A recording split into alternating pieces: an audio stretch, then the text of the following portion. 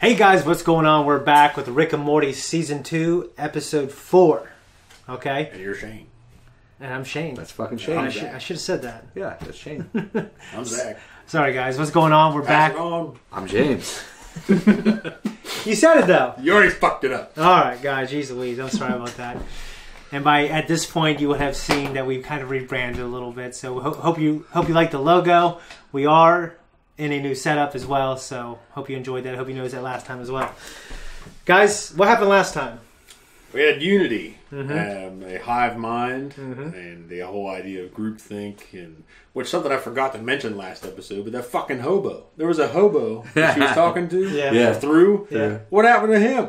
She made everybody else better. Drug users and pedophiles. That's true. Wait, and then for a sex offender. That could have been an overlook on the writer's part. It could have been a plot hole. Yeah. Because this fucking was a hobo. Maybe he was happy as a hobo. Maybe Maybe he could never be a better version of himself. Maybe he was a turd before that, like just a piece of shit, and now he's a hobo. Well, so maybe maybe we'll it's keep like, moving. That's just something I caught that I forgot to No, mention. what's interesting is when you leave people alone long enough for a few thousand years, they're going to put themselves in groups and hierarchies and things like that, no matter what you do. Animals do it. People do it. But she was the hobo. I know what I'm saying is that even if maybe she made this perfect society, maybe no matter what you do, you can maximize the happiness and the quality, but you're still going to have hobos. You might have much, much less than the perfect idea of a collectivist, neo-Marxist, society. Well, maybe he's happy as a hobo.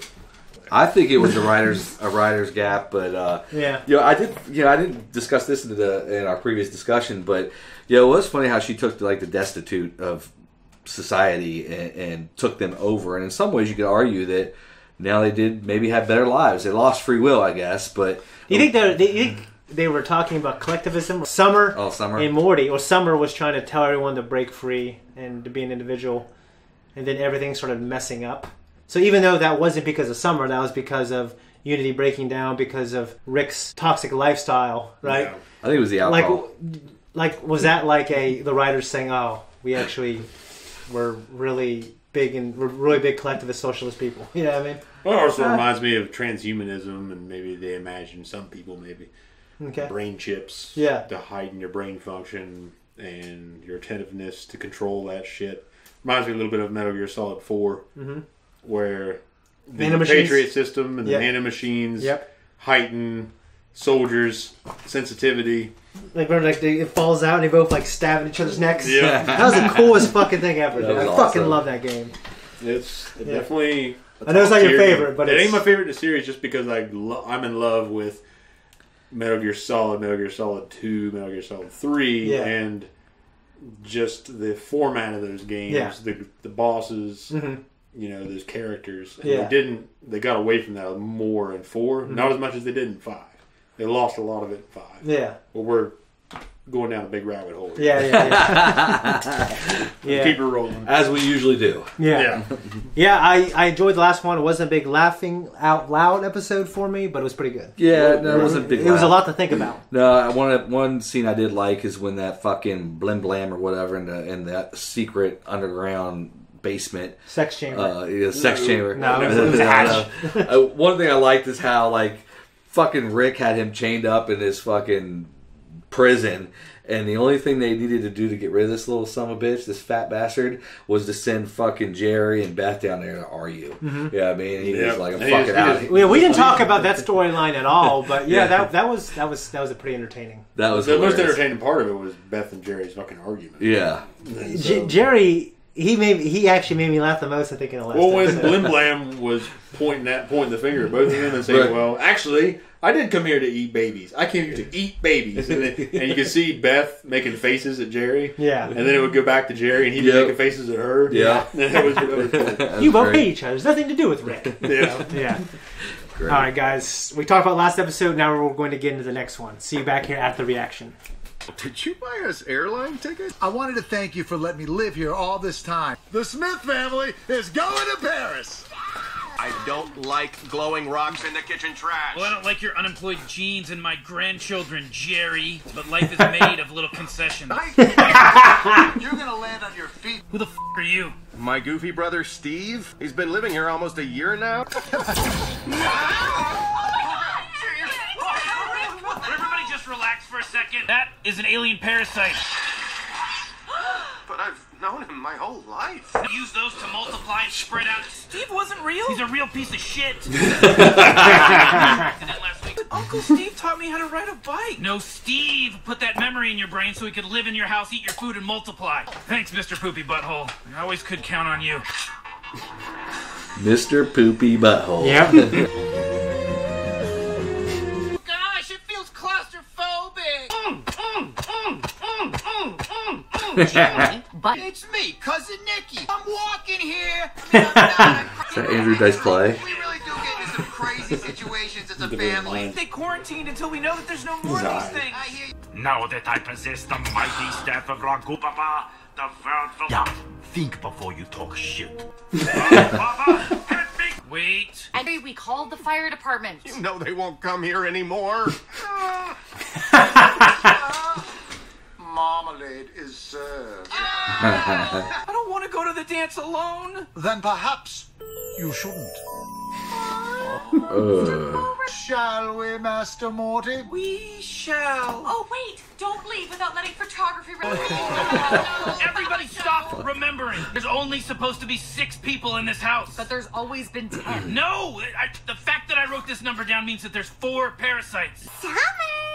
Tinkles! Tinkles, friends with each other, living in never no kitchen singles, no little brother. Let's get a cage.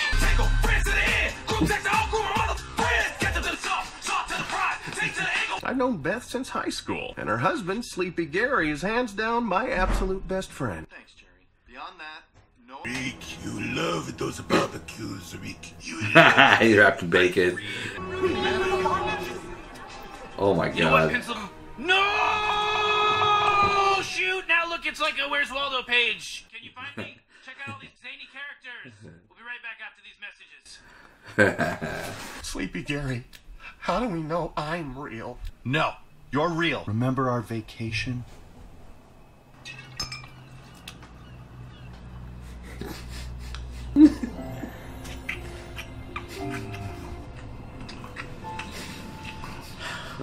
You've been paranoid since Nam. Shit. Murder Patrol. Get it back!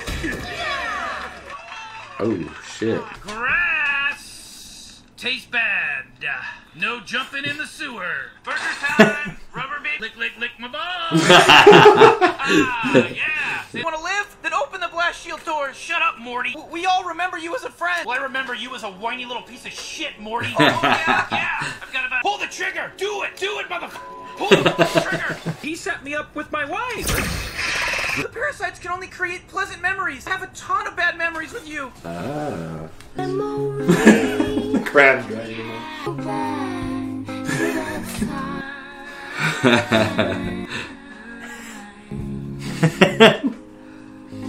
Holy crap, Morty, you're right. Dodoy. It took you long enough. We need to kill everyone that we can only remember fondly. Remember that one time? Oh, man, we couldn't stop. Roller coasters are... Never go in my room again. I didn't. She's real.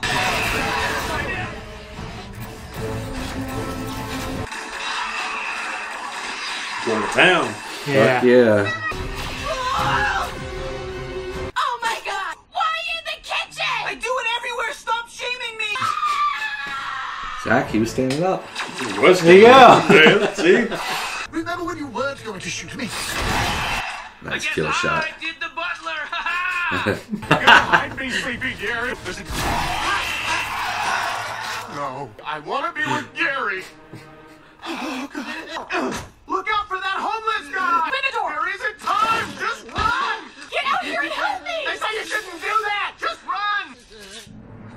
Sorry, Jerry. I need time to forget about Sleepy Gary. Me too. Is something wrong, Beth?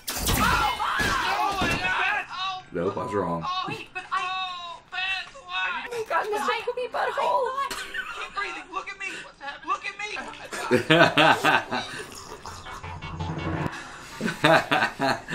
Well, poor Mr. Poopy Butthole. If you love him, you should leave. And And that's the way the news goes. Guys, that was our reaction to Rick and Morty.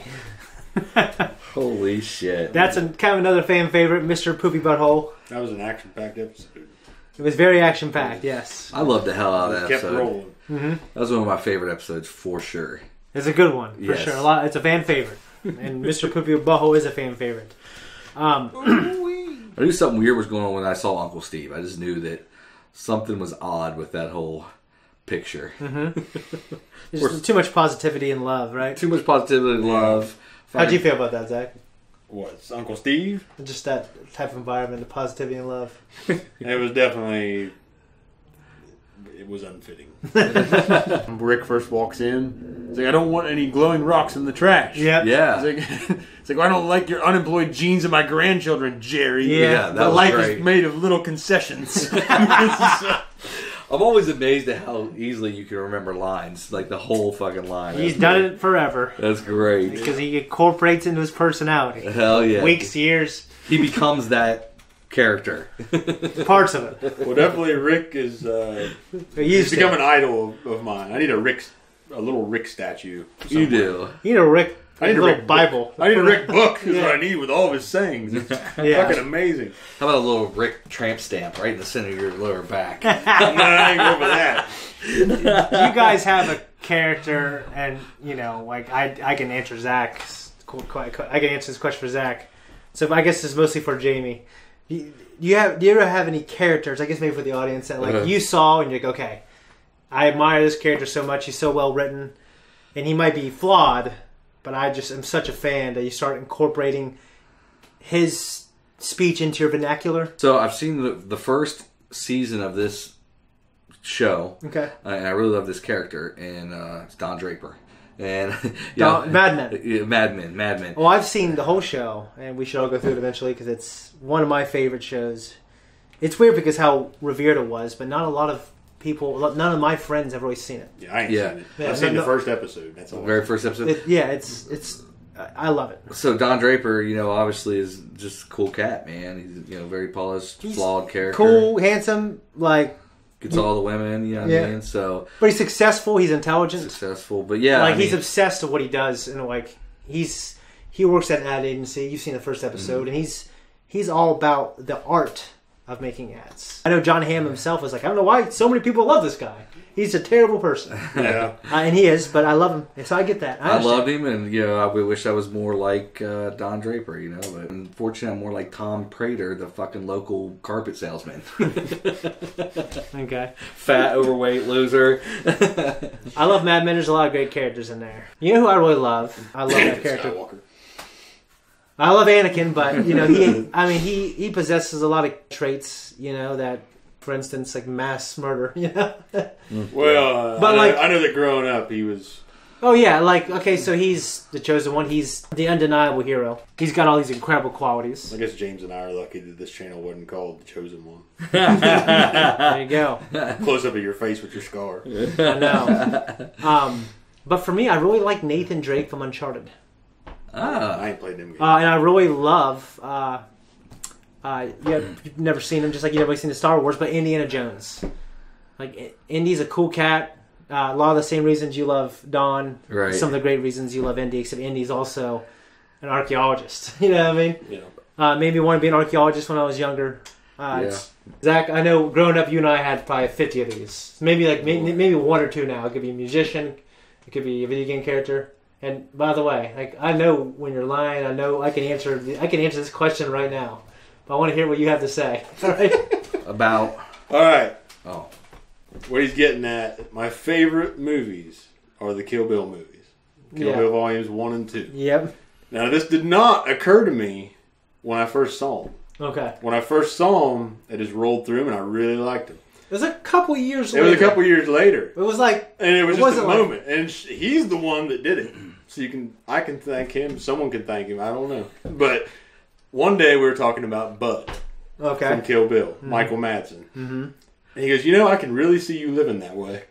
It was like a light bulb in my head. I'm like, wait, you're right. So Bud from Kill Bill, is my man. Yeah. He's my go-to for that question. Really what it is the Bud Life. Yeah. And the Bud Life appeals to me so much. It is my retirement plan. Yes. So you guys, everyone, the audience, maybe you want to grow up. Maybe you want to make a lot of money, have a big house full of kids. Yep. I want a fucking rundown trailer, a beat-ass truck, and I want to get drunk every day.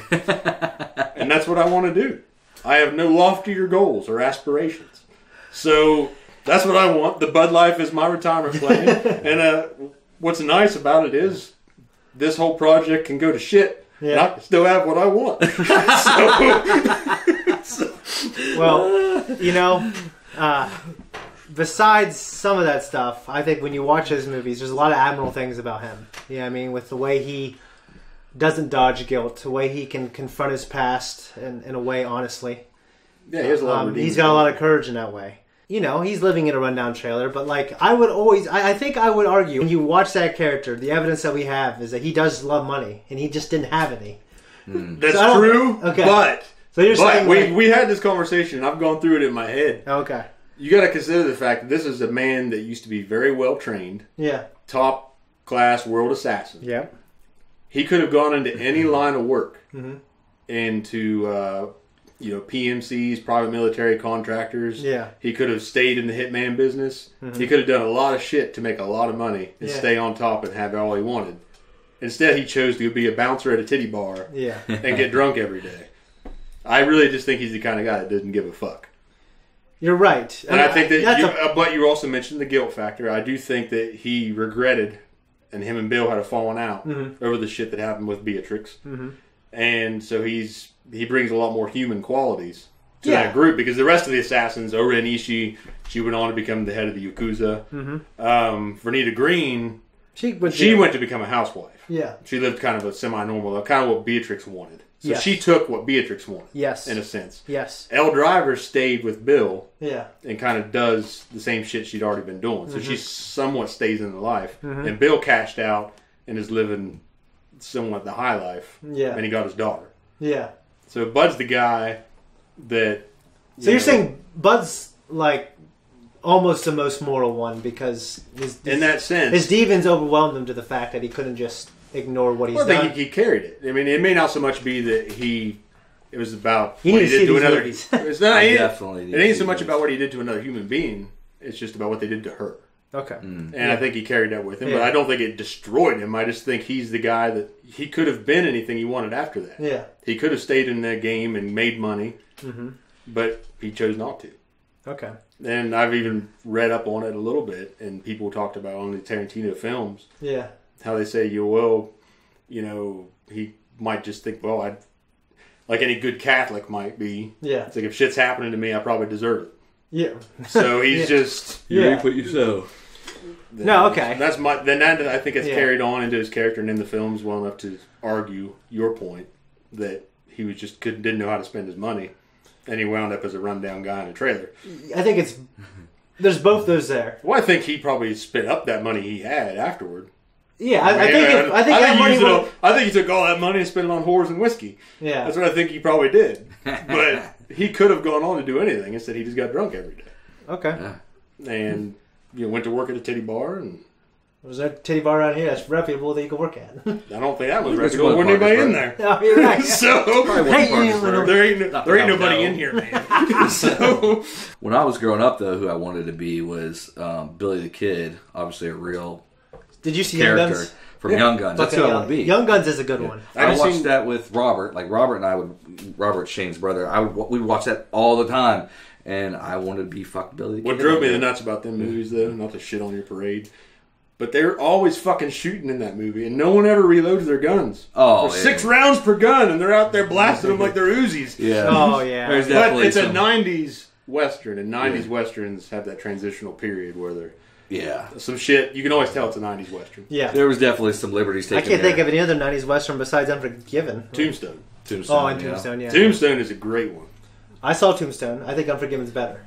Unforgiven is better. But Tombstone is great. Gotta be your Huckleberry. That's some good shit. Fucking Val Kilmer. That is his greatest role, I think. Fucking great. He's definitely, yeah. As Doc Holliday. Yeah. When the scene with him and Ringo, when Ringo tries to show him up in the bar, and he's doing all the gun tricks.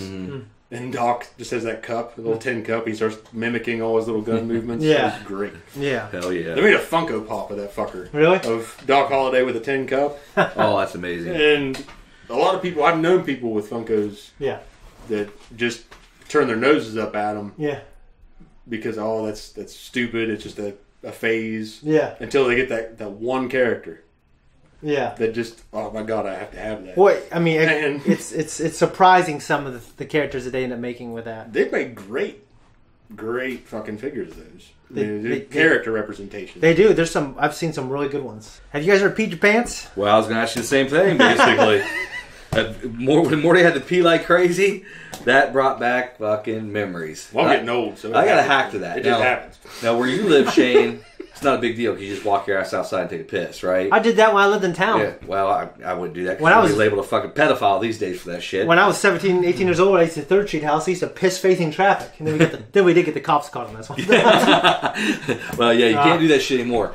But I used to pee on the roof of our house that we lived at. We lived at the 3rd Street house when I was younger. Me, you, and Eric Whiteley as well. I'm almost convinced Josh did that too, or pissed in jugs and dumped it out the window because there's like a streak of fucking roof that's worn out where it looks like someone just poured something out, and the only thing I can think of is like fucking urine or something. What else would eat the fucking, what are they called? Roof? The shingles? What else would eat the roof shingles like it's just one nice line other than dumping fucking piss out the window or something? Well, which my parents only or have just one bathroom at their house. Yeah, because we just piss out the window. Yeah, we just piss out the window. But it's downstairs, 2 o'clock in the morning, you fucking roll out. You don't feel like walking downstairs. Somebody wakes up and looking out the window. Oh, hell, it's raining out there.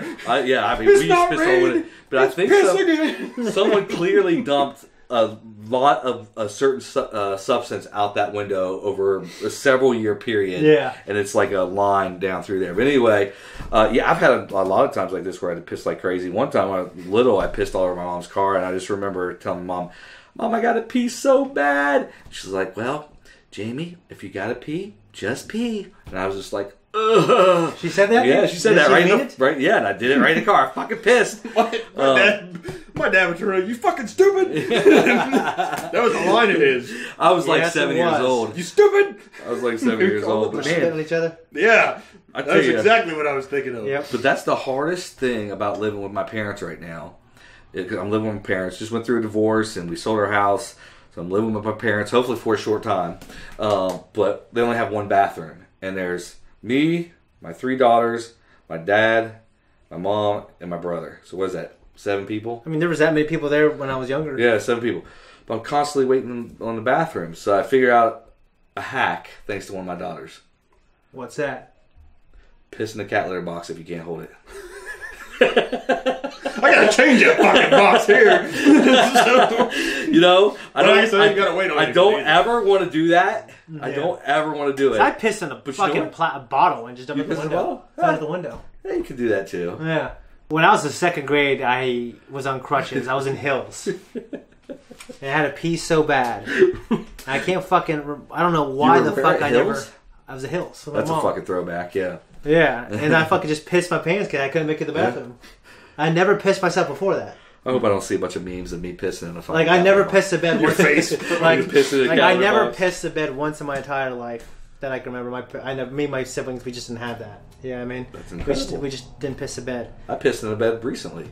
Yeah, it's just not something I had a dream I was pissing. And every time that I get blackout drunk, I never pissed myself. Yeah. I woke up in a pile of my own vomit once. Yeah. I never pissed myself. I woken up mornings and didn't know if I ate dinner. Walked to the fucking oven. There's macaroni and cheese all over it. I'm like, well, I guess I had macaroni last night. I pissed myself, and I remember I ran to my 2nd grade teacher, Mrs. Morris, who was just a good-looking woman, right? I remember said, yeah, someone spilled a drink on me. And my mom was like, yeah, we'll get you home. And now I realized they fucking knew I pissed my pants. They knew. My mom was just being nice. You know what I mean? Yeah. I remember thinking, because I think kids think this, and I really thought this because my mom's from another country. So I had the appearance growing up, because she couldn't speak the language very well, that she wasn't as bright. Right. Okay? So I remember thinking, my mom, she's dumb. I'm definitely going to fool her. You know what I mean? But she knew. She absolutely knew. Yeah. I don't know why I noticed this, but one of the characters said, "Doy," like doy. Rick said that. Like doy. He goes, da doy. Doy. Yep. So when I was growing up, 95% of the people, when someone said something something stupid, said duh. Yeah. Are you guys a duh or doy person? I've never said doy. I mean, probably duh. I know you guys used to say narf. Yeah, Narf. Yeah. Yeah, back when we were kids. Nowadays, I just curse a lot. Did you ever say doy? I don't think I ever said I never said doy. I don't think I ever said duh. You never even said duh? I don't believe I ever have. Like if someone said something stupid growing up, we'd go, duh. Duh. Duh. I know you say duh when you forget something. Duh. You're duh. And Oh, okay. So are you a doy or a duh person? That's what we went at. There you go. I'm a you fuck. You dumb fuck.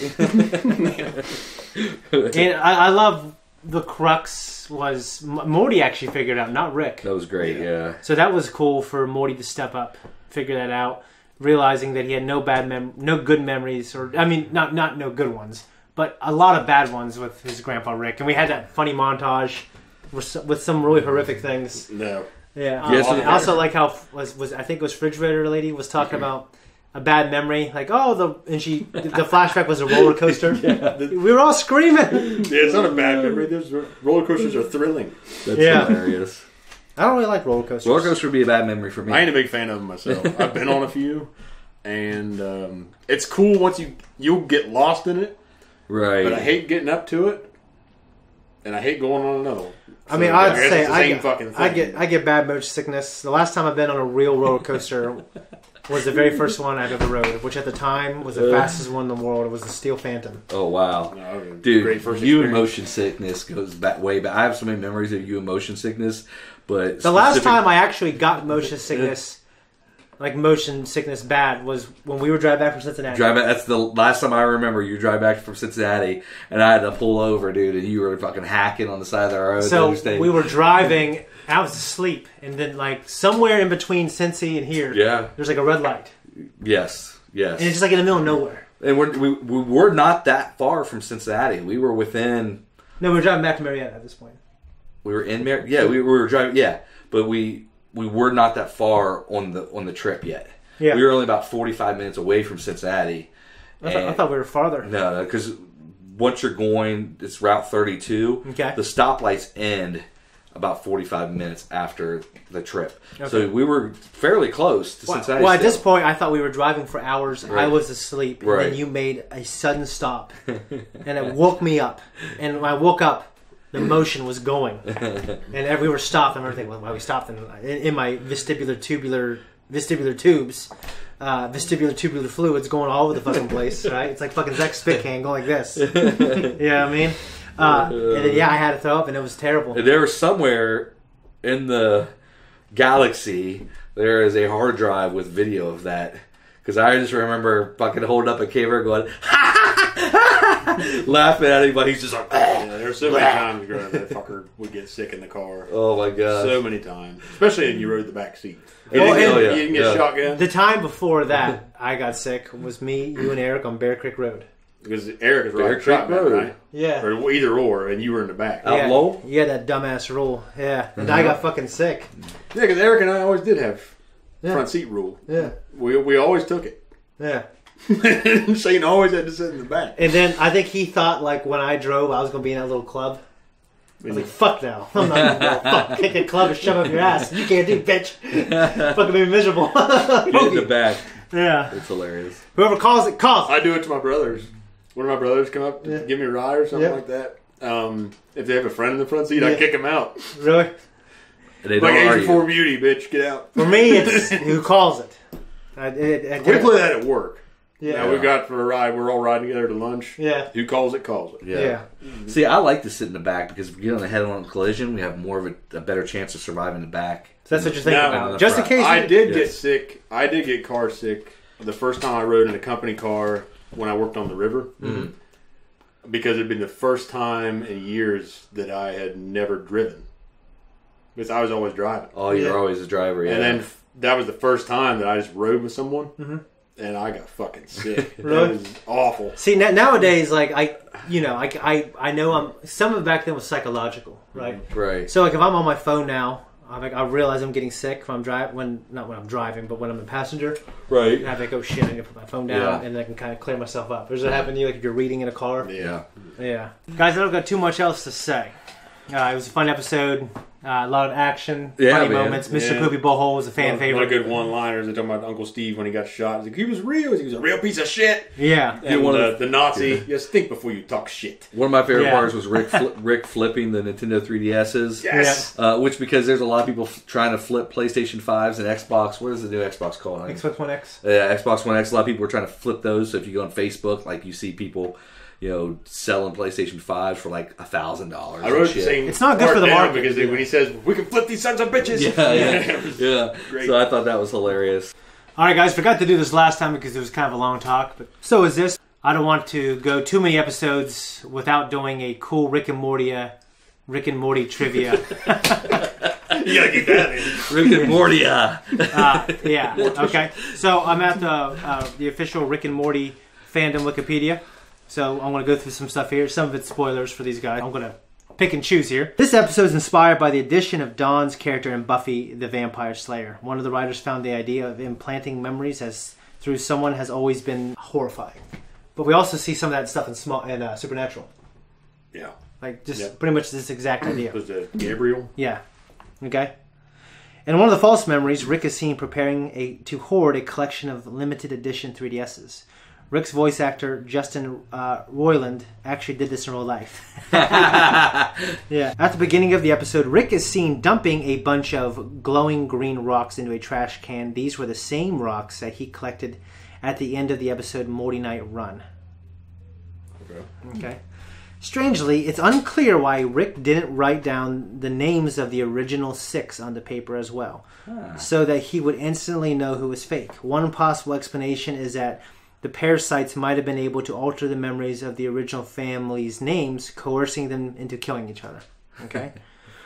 When Rick kills Ghost in a jar, he takes him out of the jar and kills him separately. Other characters who have foreign objects as a part of them die with the objects. Well, after he shoots the ghost, the jar turns into its legs. Oh, did it? I didn't notice that. Yeah, I missed that. Okay, and I think that's. Oh, and one thing we didn't talk about also was Sleepy Gary and Jerry's kiss. Sleepy Gary and Jerry. So Beth and Jerry, both of their false memories had them being separated. And Right. And Jerry and Pleasant Beth. memories. Sleepy Gary was married to Beth, and it didn't seem to bother Jerry at all. It didn't. And bother he Jerry was. at all. They had a secret romantic relationship, which Yes. says something about a lot of things. It says stuff about how Beth and Jerry view their marriage. It says what maybe Jerry, some of his sexuality, unexplored. You know what I mean? Yeah. A lot of interesting things in this episode, but I think we talked it to death. We have. I don't know how to address that Jerry thing anymore, other than say it'd be interesting to see if that comes up. Not Gary, because Gary's fucking dead, but Jerry's sexuality comes more of a... Maybe it was foreshadowing something. I don't know. Maybe. I don't know.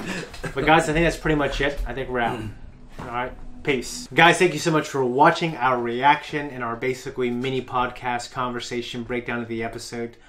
We talked about Rick and Morty a little bit in there, didn't we? If you like what we do, like and subscribe, hit that notification, leave a comment down below. Thank you for your support.